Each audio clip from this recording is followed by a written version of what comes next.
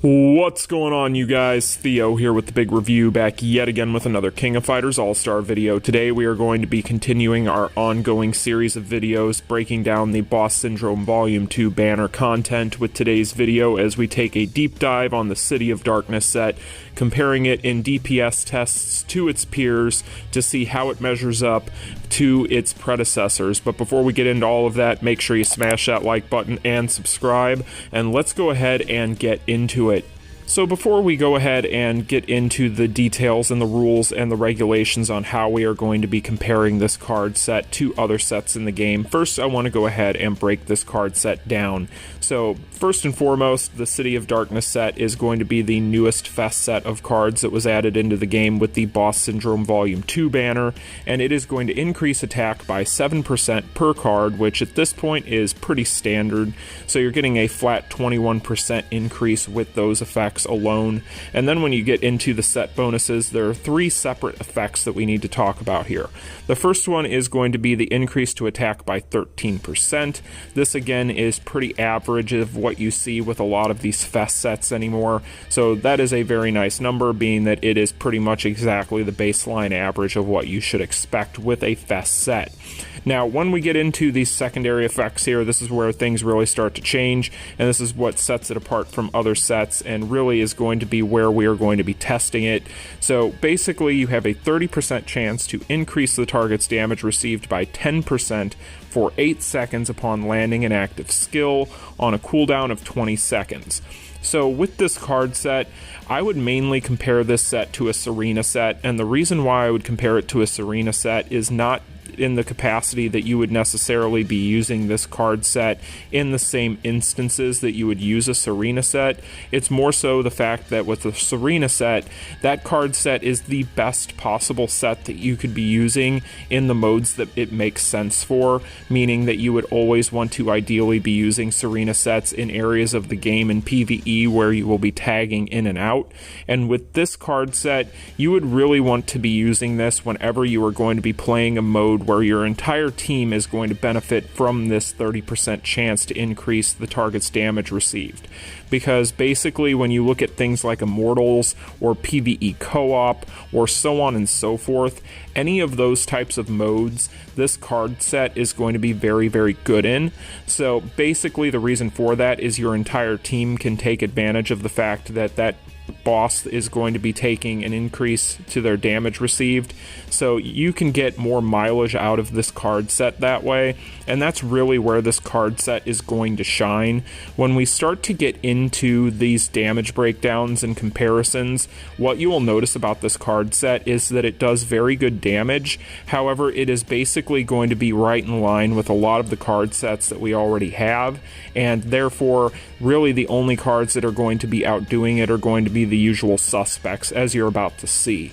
But overall with this card set, if you're somebody that lacks a lot of the other sets in the game that you would be using for top DPS, then you'll definitely want to consider this card set, because in my opinion, basically where this card set is going to shine is it is basically going to be to Immortals what Serena set is to Guild Raid, for instance. So this card set, I feel like in specific modes is going to be very, very strong, and really when you get into the PvP exclusive, because when the boss fighter is attacked, it also disables the strike active skills of the opponent for 3 seconds on a cooldown of 30 seconds.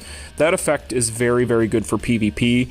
So if you're somebody that fancies yourself a championship aficionado or player, then this is going to be a card set that you'll definitely want. Reason being is being able to disable attackers' strike active skills is basically locking them out of any of the beneficial effects that they would be getting on those strike active skills. So for instance, if your opponent has a character that is going to have damage immunity or any of these crippling effects that are going to be very sought after and very important as to whether or not you win or lose your matchup in championship, having the ability to disable those skills is very, very potent. And so that is really where this card set is going to be the most versatile and the most used. but I do think in PvE, anywhere where you are going to be able to get a team on the ground that is going to be able to take full advantage of that increase to the damage received, you are going to want to use this. So that is kind of where this card set is at, but outside of that, if you're just lacking sets like Leah or so on and so forth, as I've already mentioned, then you can go ahead and slot this card set in and it will do a very good job for you. So overall, that is going to be what this set does. Now, as far as what we are going to be doing in order to test this, so as you can see, I have this equipped to my Boss Syndrome Omega Rugal, and that is because Boss Syndrome Omega Rugal is going to be our test subject for these runs. Now, big thing to notice here, and what I have set up, I am using the double HP Maxima cooldown reduction cards for each one of these runs, and I also have no stones on my Boss Syndrome Omega Rugal in order to make things as fair and accurate as possible. Because really what we are testing here today, and this is a huge disclaimer, I need everybody to listen up, we are not testing Rugal.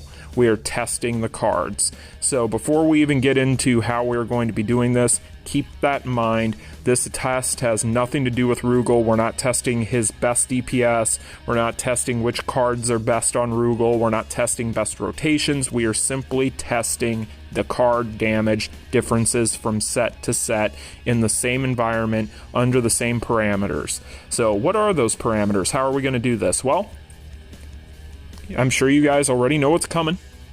We're going back to Spider Robot, baby. So we're going to be using the Spider Robot to test this out today. I actually made up a fun little graphic for you guys so that we can go over the rules of how we are going to do this. So if you guys want to try and replicate this, you can do so on your own time.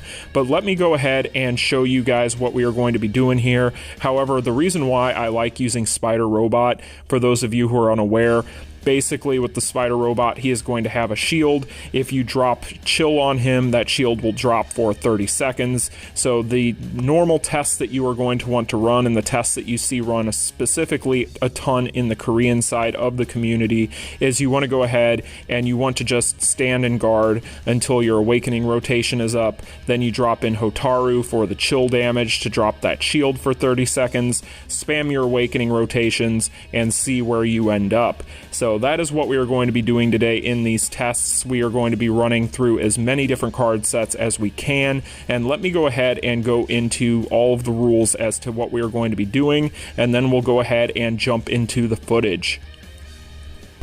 Alrighty, so for those of you who are unaware of how these tests are run, first you're going to want to use Hotaru as your striker to drop the shield on the Spider Robot for 30 seconds when your awakening rotation is ready, and then you'll then use the awakening rotation of your character and spam those skills as fast as possible. We use no basics, no additional skills, only skills within the rotation window to keep things fair. And then as far as some notes are concerned, I did a total of 10 runs a piece per card set. Yes, even Serena set, you're welcome. That sucked.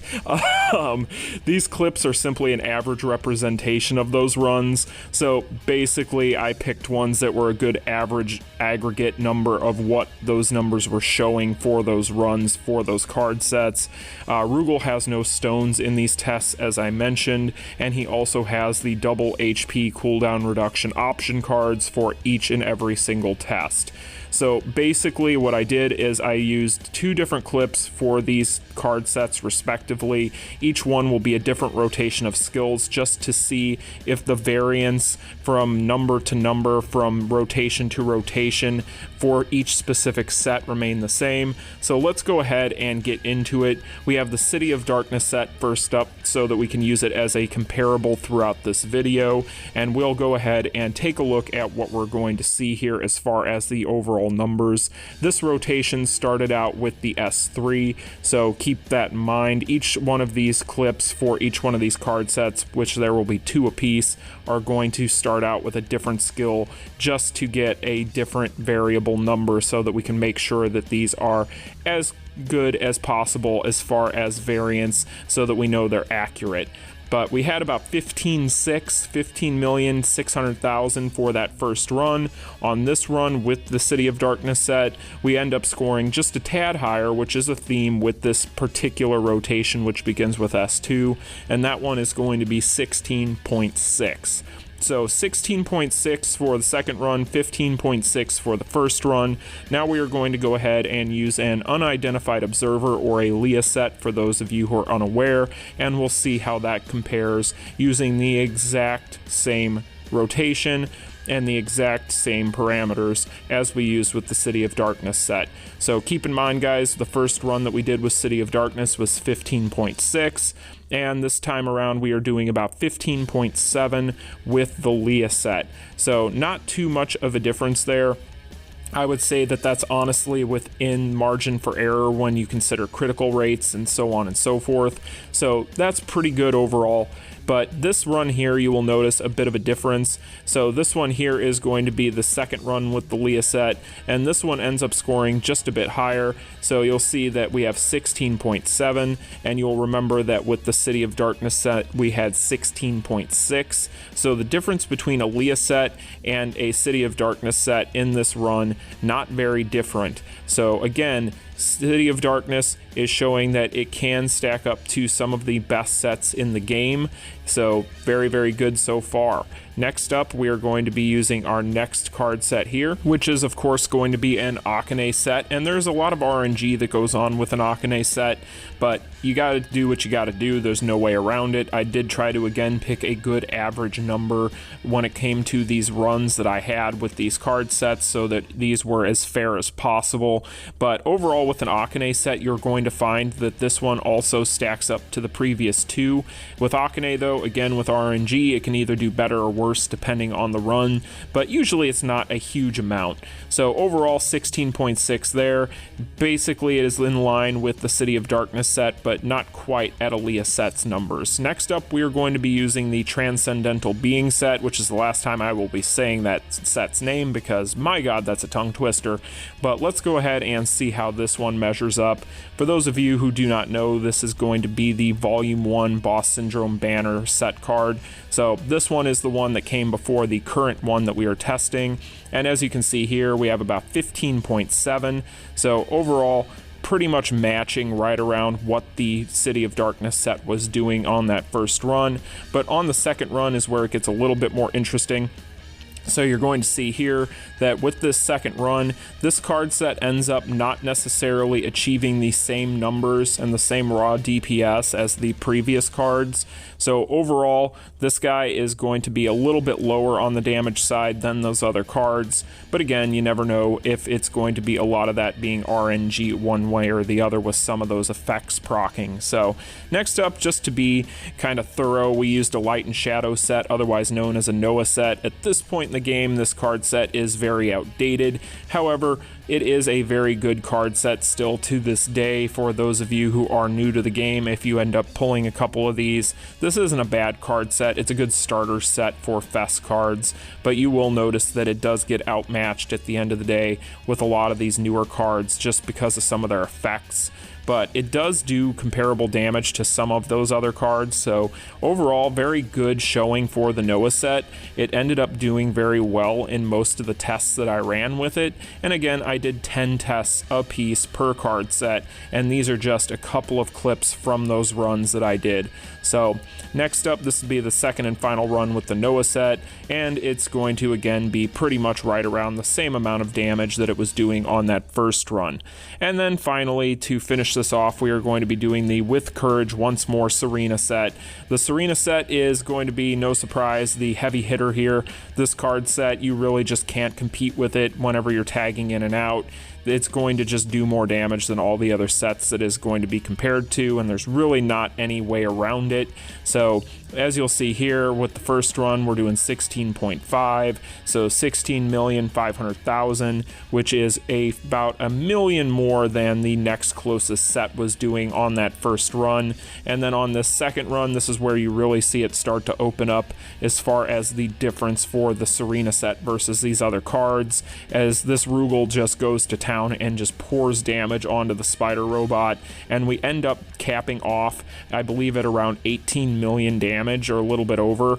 Yeah, 18.1. So 18,100,000. So let's go ahead, jump back to the home screen and talk about it. So overall, what are the biggest takeaways from that test? Well, what we know now is that the City of Darkness set is fully capable of doing similar DPS to some of the best sets in the game. However, the story remains the same from the intro. This is going to be a card set that largely you are going to want to pinpoint and use for specific modes, where you are going to be able to get the full benefit of this effect for the set bonus for your entire team. So that is going to include things such as your Immortal dungeons and your PvE co-op, or any dungeon in which you are going to have your entire team on the field at the same time. Therefore, this card set is going to be very, very strong and powerful in that capacity. However, in other modes where you are not going to have your full team on the field, it is still going to be doing comparable damage to some of the better sets out there. But I would say that other sets such as a Leah set are going to be better overall, and even things such as potentially your Akanes of the world and so on and so forth in certain instances are going to be better than this card on specific fighters for certain modes. So it really comes down to the story remains the same as what I always tell people whenever they ask me what the best card set is for a particular character. My answer to them is always the same, and that is, what mode are you using them in? And that's pretty much where it's at with this card set. I think that with this set, it is not necessarily a must own, considering the fact that being that Immortals are things that we have been able to clear for quite a long time, it obviously isn't a set that you need in order to be successful there. However, if you're somebody that still finds yourself struggling to finish up a mode in Immortals, for instance, maybe you are 10 or 20 or 30 million damage away from being able to finish, then you might find that this card set puts you over the top. And there's always that point to be made about future content as well. There's no way of knowing when or if we are going to be getting new content in which this card set would be desirable. However, in order to be safe, if you do have the rubies, or if you are somebody that is already planning on going into the Volume 2 banner for cards, maybe you need your finishers for whatever your specific preferred boss syndrome character is, and you end up pulling a couple of copies of this over the course of that time, and you maybe end up with a pity ticket that you can use for the third, or so on and so forth, then now you know how to make your decision and what you can expect from this card set. But that is going to be the tests for today, guys. If you want to run your own, go right ahead. That's why I went ahead and laid out all of the information on how to replicate this yourself. But that is going to be it for the card damage comparisons and the breakdown for the City of Darkness set. We will be back tomorrow with another spotlight. This time it is going to be for the man himself, Nightmare Geese. So we will be taking him and running him through his paces in PvE tomorrow. I will be hard at work on editing throughout the day on that video. But that is going to be it for today, guys. If you enjoyed it and found it informative, like, share, and subscribe. And I'll see you all in the next one. Peace.